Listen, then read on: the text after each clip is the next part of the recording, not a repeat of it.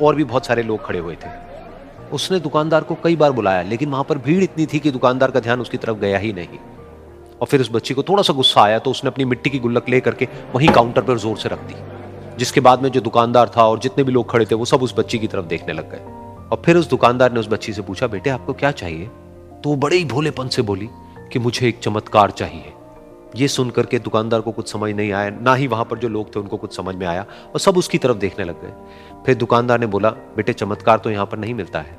तो बच्ची को लगा कि वो उससे झूठ बोल रहा है, तो बच्ची ने कहा कि मेरी गुल्लक में बहुत पैसे हैं, आप बताओ आपको कितने पैसे चाहिए, लेकिन मैं आज यहां से चमत्कार लेकर के ही जाऊंगी।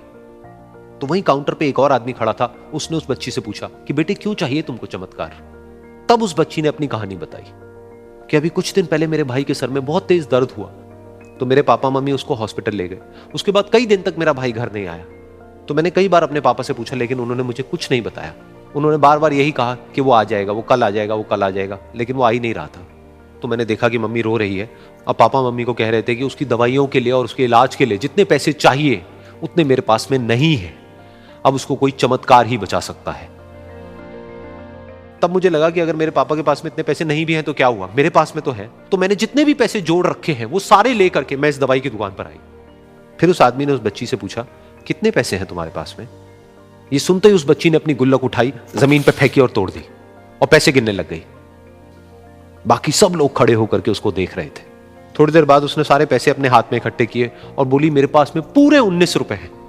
वो जो आदमी वहां पर खड़ा था वो थोड़ा सा मुस्कुराया और बोला कि अरे तुम्हारे पास में तो पूरे पैसे हैं, इतने का ही तो आता है चमत्कार। ये सुनकर के वो बच्ची बहुत खुश हो गई और बोली कि चलो मैं आपको अपने पापा से मिलवाती हूं। बाद में पता लगा कि वो आदमी कोई आम आदमी नहीं था, बल्कि एक बहुत बड़ा न्यूरोसर्जन था, और उसने सिर्फ 19 रुपए में उसके भाई की सर्जरी करी, और कुछ ही दिन बाद वो ठीक होकर के घर वापस आ गया। फिर कुछ दिन बाद वो बच्ची, उसका भाई, उसके पापा, उसकी मम्मी चारों एक साथ बैठे हुए थे और बात कर रहे थे। तो उसकी मम्मी ने उसके पापा से पूछा कि अब तो बता दो ये चमत्कार आपने किया कैसे? तो उन्होंने अपनी बेटी की तरफ देखा और बोले, ये चमत्कार मैंने नहीं, इसने किया है।